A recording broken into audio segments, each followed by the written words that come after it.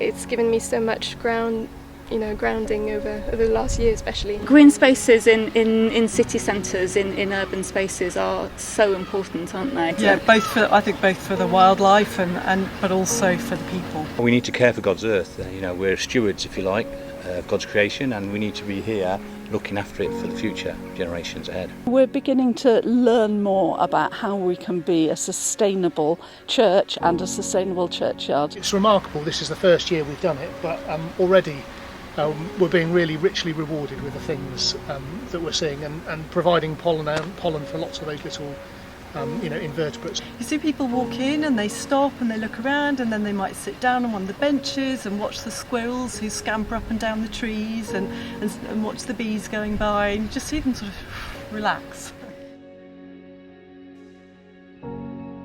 It's lovely to hear about that kind of integrity of the whole, about how it's cared for, and a place. It is genuinely a place of even with the noise of the lorries coming past, there is a sense of peace and connectivity. I suppose we are connected to creation. One of the first things to do is just notice what you have in your churchyard.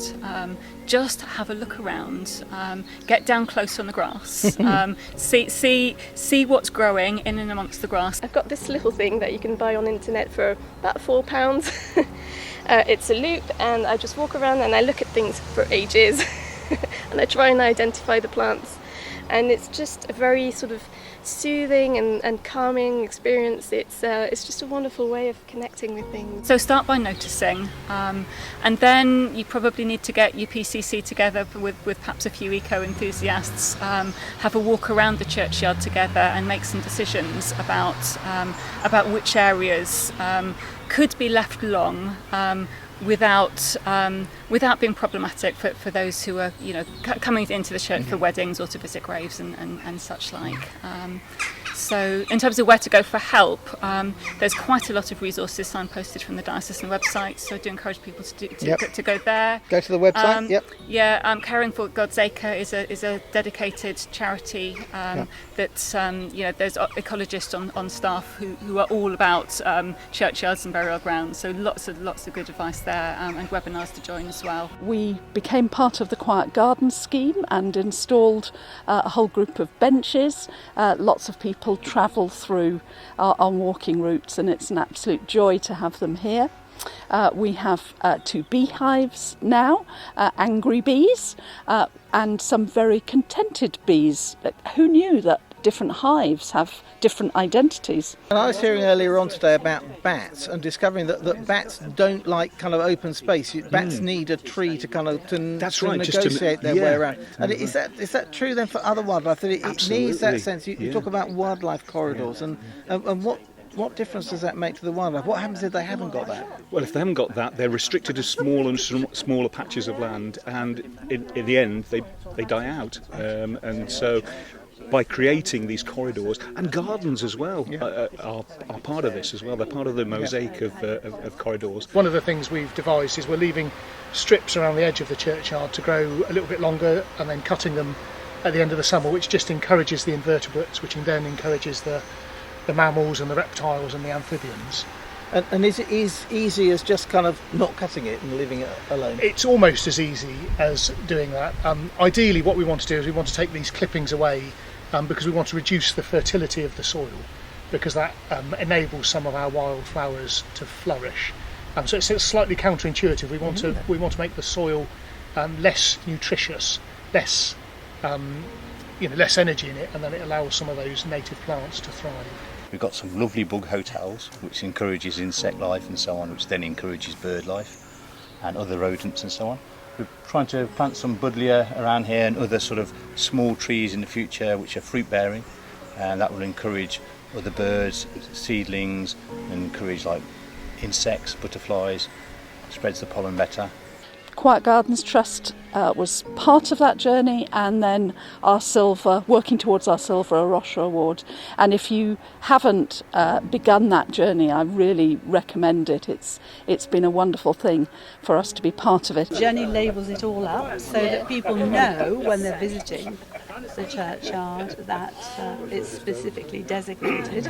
We've been doing this Eco Church for a couple of years now, obviously, so we've been trying to lead in that sense, but it's great to see other people who are also wanting to be part of the project as well. The way to get hedgehogs is just to put, if you live in an open situation where hedgehogs can come in, make sure you have what's called a hedgehog highway, i.e. if you've got a fence all around, they can't get in. So just make a little hole, it's only 5 inches by 5 inches, cut a hole in the fence and they'll come.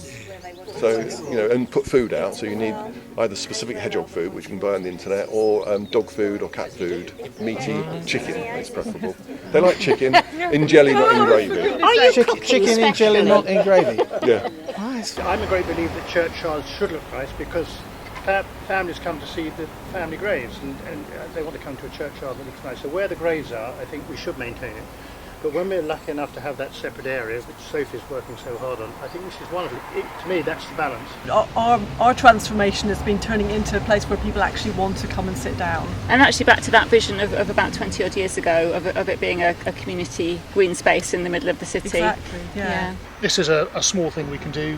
I've just been showing you some of the bird boxes we've got in the churchyard. We've got a dozen or more that have been made by members of the congregation. So you've had members of the congregation, you've been providing them with wood and then setting them off, making. We're standing here in the churchyard at Pebworth. We've got a wildlife area around us. There are bird boxes behind us. There's a hedgehog house over there. There are bug hotels. And it's been great to see so many things.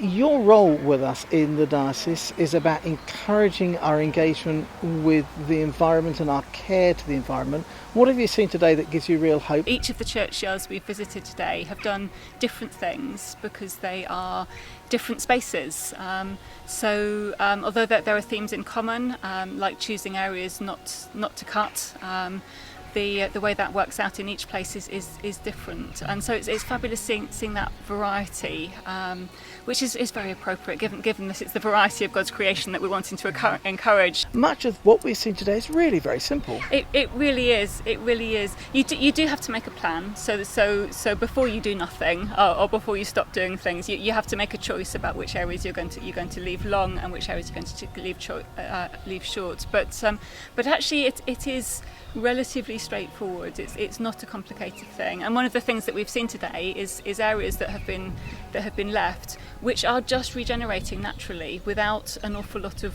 work going into that. Just stop cutting and things will start growing. It really is that simple. And the Eco Church Award has been a kind of a framework in which to address these things. We've got some fantastic volunteers who've got together and started tidying it up and gardening.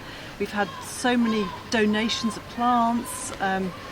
People, as they walk through and gradually see it getting nicer and see some flowers, they come along the next day and say, oh, here's a bag of bulbs for you or something. So it's really beginning to look lovely. And it's wonderful to see the way that's filtering into the prayer life of the church and into the conversations of the church. There's a real discipleship element within that. One of the things that has been highlighted in our visits today is working with wider community. Inviting children and families from the community to come along and see just how many different species there are in this wonderful churchyard.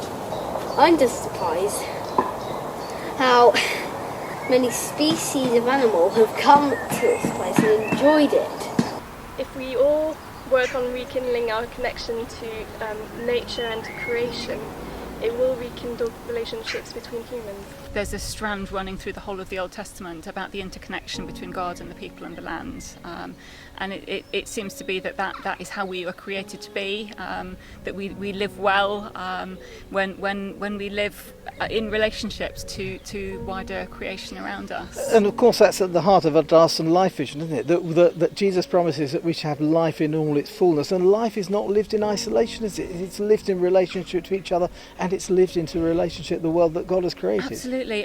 It's extending that sense of relationship and community that we understand well, I think, within the church, to include the whole of God's creation within that community. So our care for the environment, our care in places like this for our churchyard is not a kind of additional something we do. It's really at the heart of who we are called to be.